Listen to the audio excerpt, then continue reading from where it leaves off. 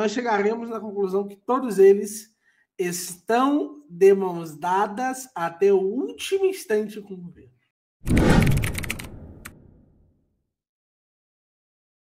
Bom dia, boa tarde, boa noite.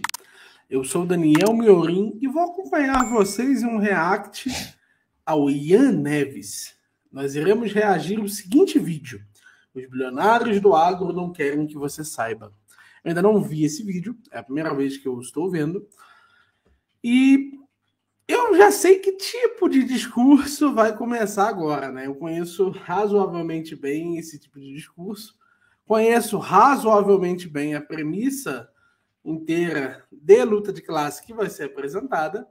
E acredito que o vídeo vai ser um vídeo curioso para todos aqueles que nos conhecem. Vamos ver aqui um pouquinho do Ian Neves comentando sobre os bilionários do agro. Vamos começar? Muito boa do Repórter Brasil. Especial Nome aos Bois. Isso aqui, ó. Parabéns para os jornalistas e profissionais que fizeram esse trabalho, porque isso aqui é belíssimo. Isso aqui é literalmente isso. Quem são os burgueses ligados à terra? Quem são os pecuaristas? Quem são? Quais são as famílias? Da onde elas vêm? Isso aqui é importante. E por que isso aqui é tão importante? Eu falo isso com bastante frequência aqui no canal. Quando vocês veem críticas à direita a respeito da situação do país, sempre se critica uma pretensa elite política. Nós, comunistas, sempre salientamos que, independentemente da elite política que esteja no lugar da Câmara, do Senado, do Executivo, sempre há uma elite econômica por trás, independente do governo que entre e que saia. A questão é que nós não temos contato com essa elite econômica. Nós precisamos falar os nomes dessas pessoas. Porque entra governo, sai governo, essas pessoas são as mesmas. E essas famílias são as mesmas. Levantamento inédito analisa 10 pecuaristas. É só uma coisa curiosa.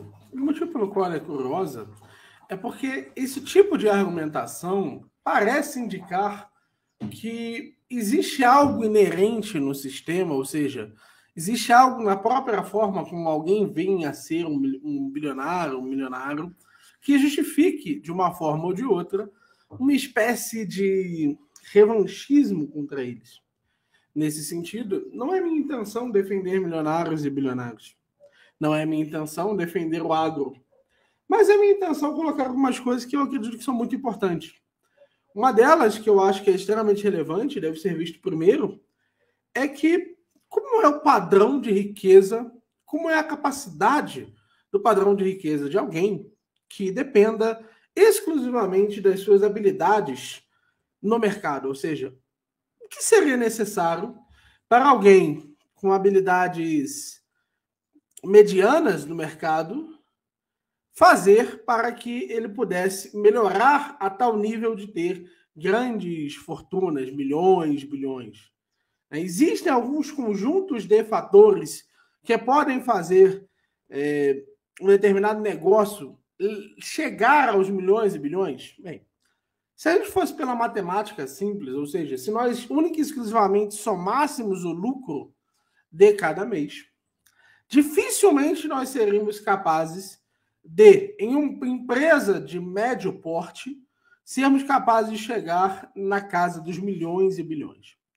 Ou seja, uma empresa que tem um faturamento mensal em torno de 5 a 6 milhões irá precisar de muitos e muitos e muitos e muitos anos para ser mais específico, é só diminuir dividir o faturamento por 1.000, né, para conseguir efetivamente chegar no faturamento de bilhão.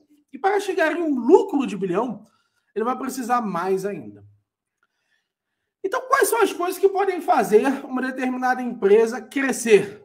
Bem, é possível que haja investimento em capital, ou seja, que os recursos do capital, maquinário, as próprias terras, a terra é um componente importante do capital, e que esse incremento significa o aumento de lucro, ou seja, é possível que nós consigamos ver alguns casos em que um aumento da quantidade de materiais seja responsável por um aumento na construção de riqueza.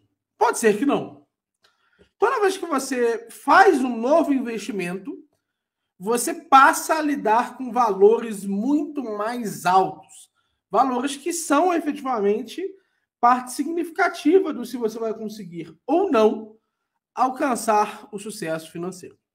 Se a gente para analisar nesse sentido, então a gente tem um desafio aqui. Como é que é possível que, do ponto de vista de um comerciante particular, ele chegue a quantias mais significativas e que os permita, de uma forma ou de outra, alcançar o bilhão? Bem, ele precisa acertar, não uma, não duas, não três, mas diversas vezes, seu aporte de capital. Toda vez, por exemplo, que ele acertar um aporte de capital, que ele transformar lucro majoritariamente em investimento, ele terá uma nova chance. Mas cada uma dessas expansões, pequenas expansões, vão criando mais riscos, porque a demanda total do mercado, analisado aqui, permanece mais ou menos a mesma. E é preciso olhar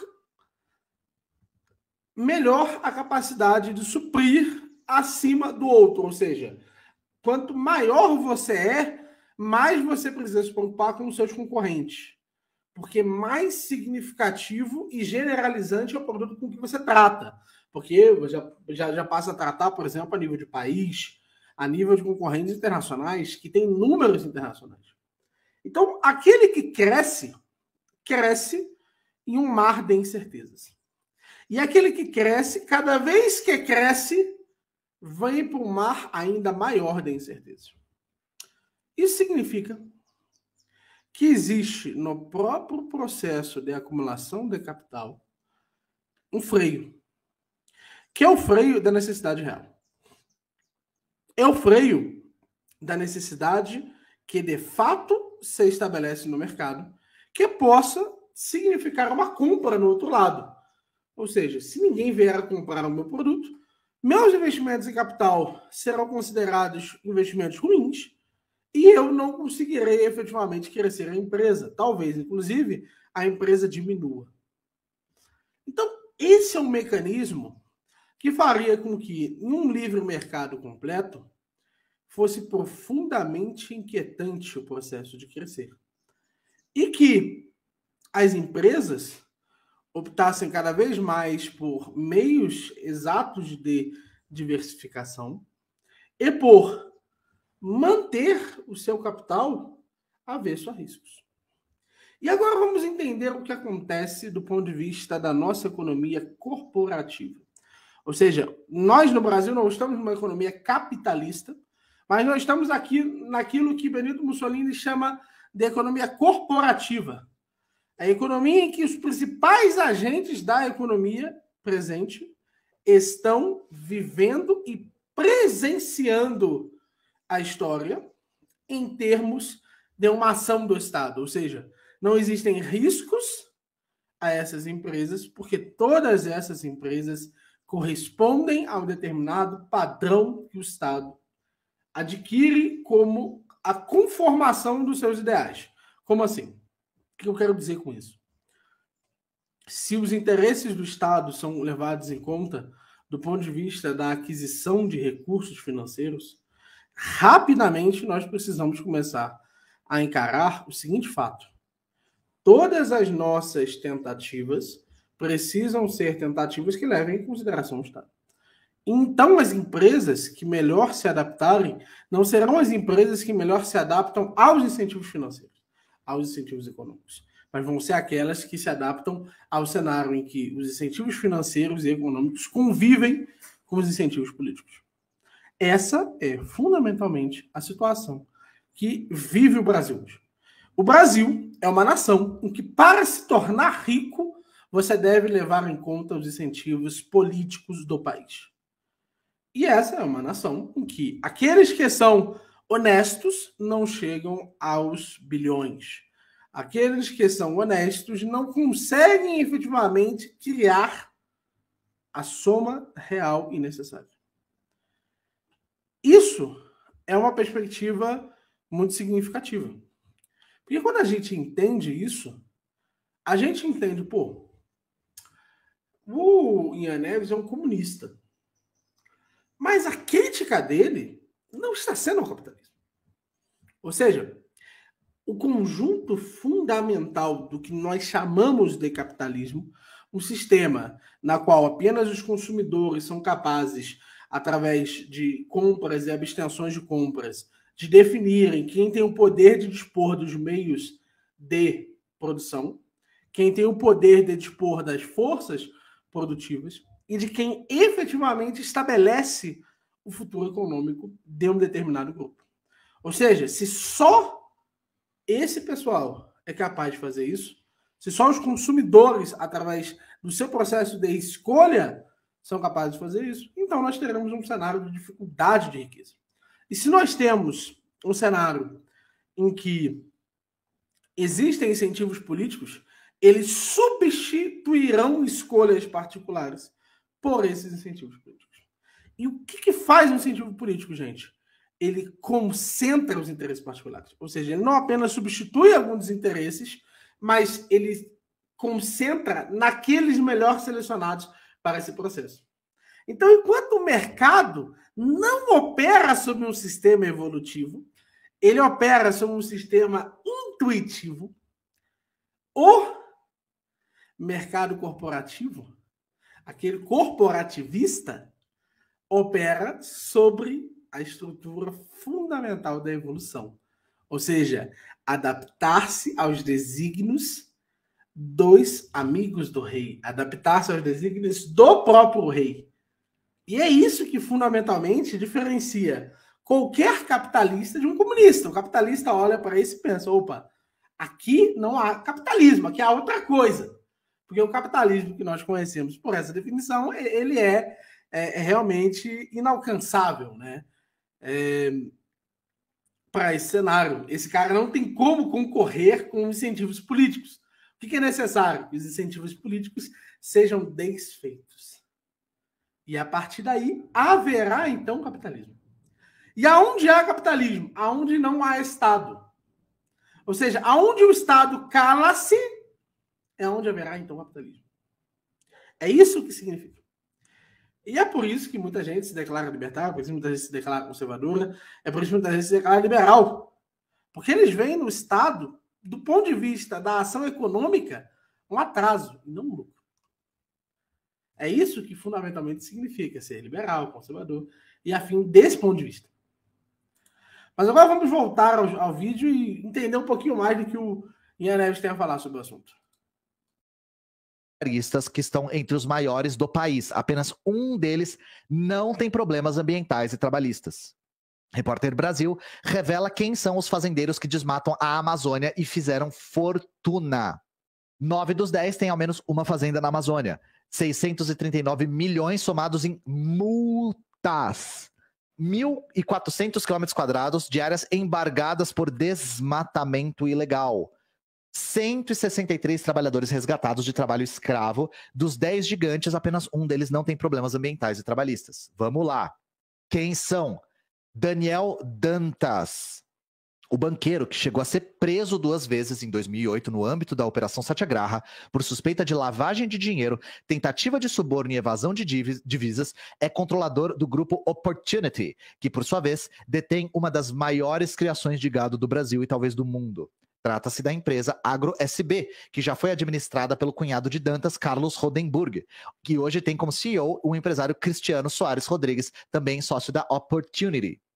Detentora da gigantesca fazenda no Pará, em Cumaru, do norte de Santana do Araguaia, Xinguara e São Félix do Xingu, o AgroSB está no topo da lista das multas milionárias por desmatamento ilegal deste levantamento sobre os barões do gado.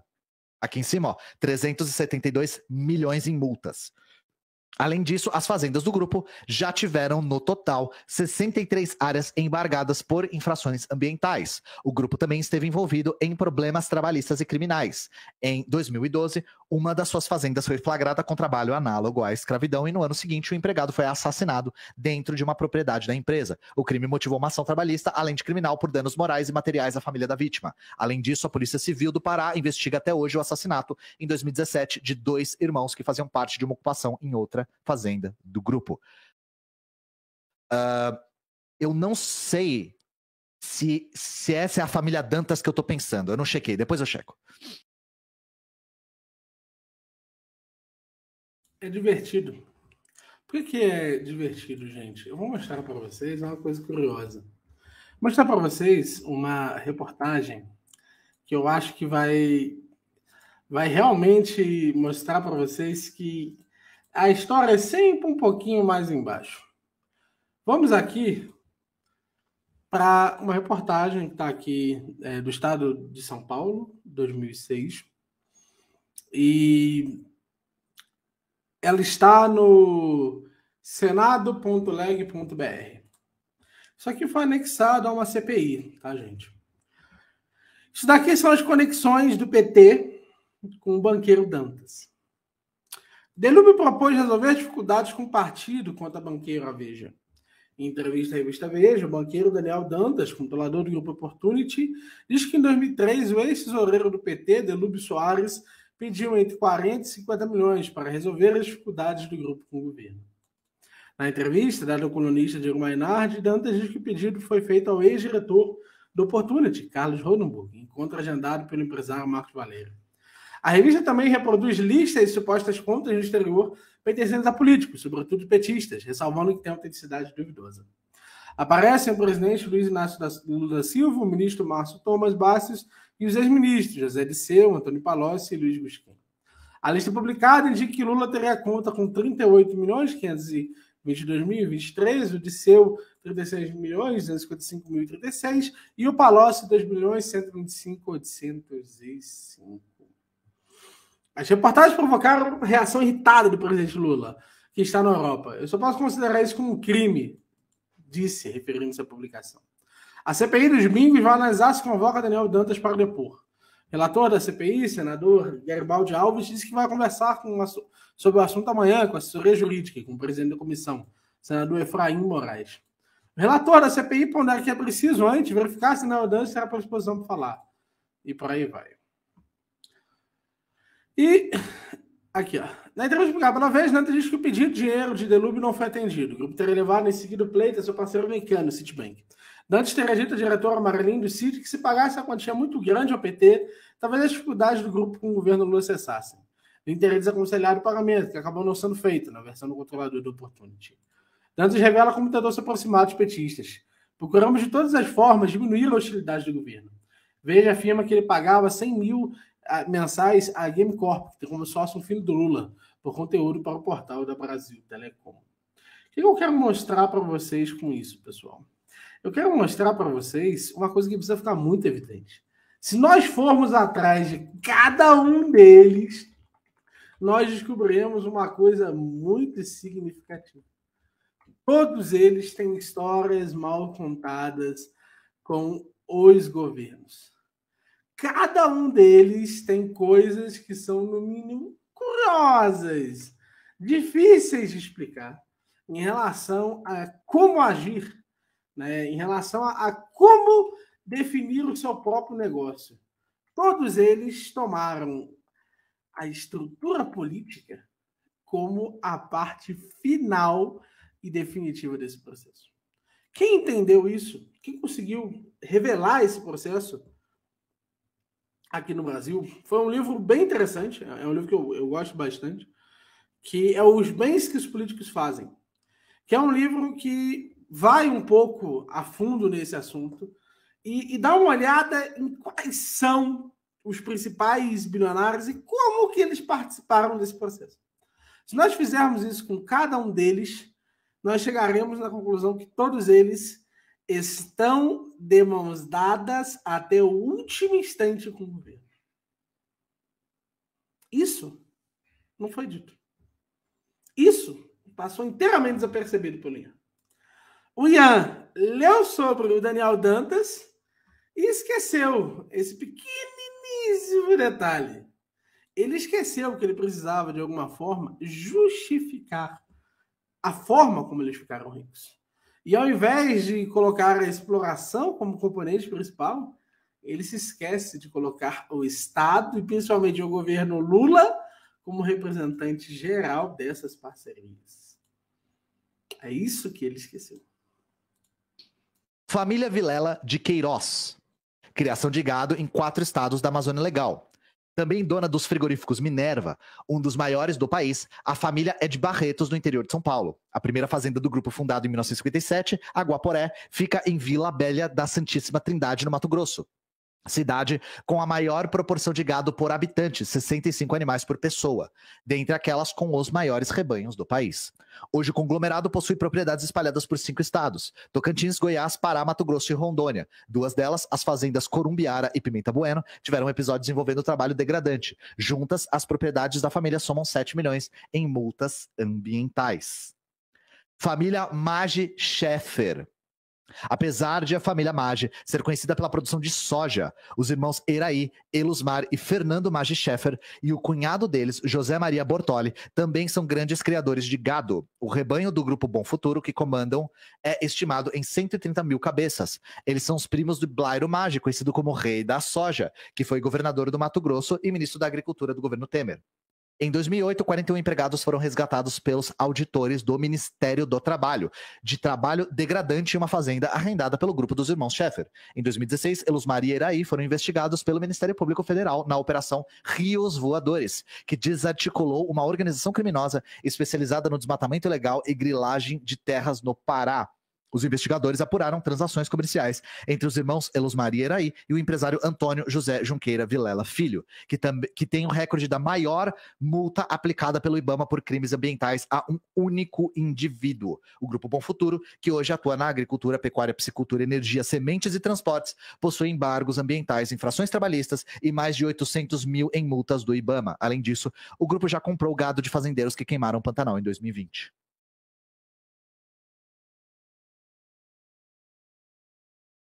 Curioso, né? Divertido. Vamos ver quem é Magui Scheffer. O Vilela de Queiroz, ele se envolveu bastante com o próprio governo Bolsonaro. Vai ser outra história. A Minerva Foods, inclusive, também foi uma daquelas que, naquele escândalo generalizado da carne do Lula, também esteve envolvida em tretas. Mas eu tinha separado uma reportagem que eu perdi, que eu sou burro. Mas depois eu deixo aqui também a da própria família Vilela de Queiroz. Deixa eu deixar aqui com vocês. Líder do agro declara apoio a Lula e Neri. O empresário Elusmar Maggi Scheffer, primo do ex-governador e ex-senador Blairo Maggi, compartilhou áudio dizendo que Lula fez muito mais pelo agronegócio do que Bolsonaro. O sócio proprietário do Grupo Bom Futuro, Elusmar Maggi Scheffer, uma liderança do segmento do agronegócio em Mato Grosso, criticou em áudio compartilhado em redes sociais a gestão do presidente Jair Bolsonaro, comparando com os avanços para o agronegócio do período do governo PT. Além disso, o empresário afirmou que Bolsonaro não é exemplo de população. Se o presidente fosse bom, teria dado uma verba que nem o PT deu aí para fazer armazém.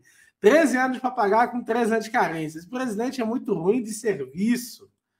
Esse armazém que está aí, ó, do lado aí, isso é dinheiro do PT, que deu para fazer com jurinho de 2,5%, com 3 anos de carência e 13 anos para pagar. O que tu acha, Malboro? 2,5% de juros, 3 anos de carência e 13 anos para pagar. Tu quer? Infelizmente, a gente não tem esse crédito todo na praça que o governo Lula deu para o pessoal, né? Então, quem olha isso tem que olhar assim, assustado. Quem olha isso tem que olhar o discurso do Ian Neves e repensar isso. Calma aí. Esse cara, ele trata o assunto como se fosse uma questão simples de, olha, o mal do capitalismo. Eles não estão fazendo estruturas ambientais, eles não estão seguindo as estruturas ambientais mínimas e necessárias. Olha como eles são vilões, olha como eles são grandes inimigos do povo. Mas eles são inimigos do povo porque o dinheiro Veja só, o dinheiro do povo está sendo usado para financiá-los. E aí, com esse dinheiro que eles cumprem todas as promessas e todas as promessas. É isso que significa. Exatamente isso que significa. A família Magui profundamente relacionada a isso. Inclusive, o próprio Magui foi ministro da Agricultura. O sócio proprietário do Grupo Bom Futuro, parece que tem o cultivo da soja como principal atividade econômica, é primo do ex-governador e ex-senador Blairo Magui, que foi ministro da Agricultura. Quem olha isso tem que pensar, opa, aí tá fácil, pô. Aí tá fácil. O cara é próximo ali do alto escalão da agricultura e é um dos grandes nomes do agro. Não tá fácil. Isso precisa ficar claro, gente. Porque quando isso ficar claro, vocês não vão mais se assustar.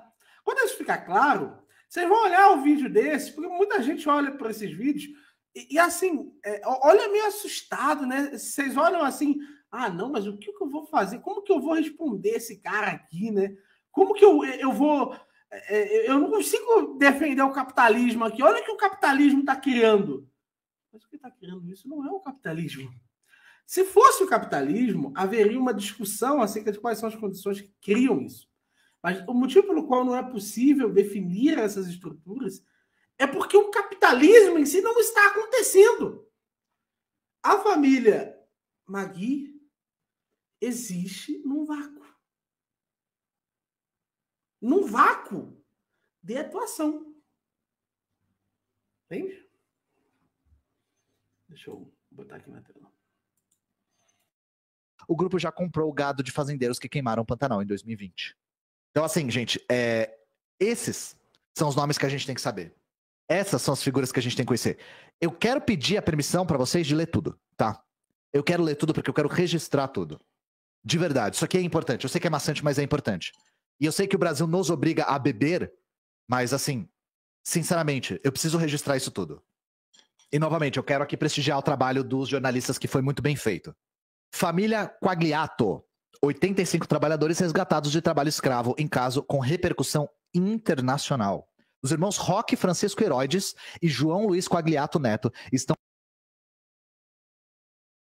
Deixa-me aproveitar antes e mostrar uma reportagenzinha que eu tinha junto, que eu não achei a outra aqui, mas eu achei essa daqui da Minerva. Minerva diz que está colaborando com o PF na Operação Lucas. A Minerva Foods, a maior das empresas citada nesta terça-feira na Operação Lucas, informou que está colaborando com as investigações. A Minerva afirma que segue rígidas normas de governança corporativa, por toda a legislação aplicável às operações, entrando rigorosos padrões de qualidade e segurança. A investigação dessa vez sobre o pagamento de vantagens indevidas de 7 frigoríficos laticínios a ex-superintendente substituta do Ministério da Agricultura, Pecuária e Abastecimento do Tocantins, Adriana Carla Floresta Feitosa. Foram bloqueados 2,2 milhões no núcleo familiar do servidor. O foco é a corrupção ativa e passiva praticada pelos servidores públicos e empresários, fazendo pagamentos e servidores recebendo pagamentos indevidos. O superintendente da Polícia Federal do Tocantins diz que a principal indicação de que alguns frigoríficos terão feito esse pagamento. Foram até agora identificados. Frigorífico Minerva. Então vocês podem ver, pessoal, o seguinte: toda essa situação, ela é uma situação que ela não é por acaso. Não é por acaso que eu consigo fazer uma pesquisa no Google e achar profundos e conectados casos de corrupção, profundos e conectados casos de envolvimento da alta política, de servidores públicos, no suposto sucesso dessas empresas. É isso que não está ficando claro. E aí culpa um tal do capitalismo. O que o capitalismo fez?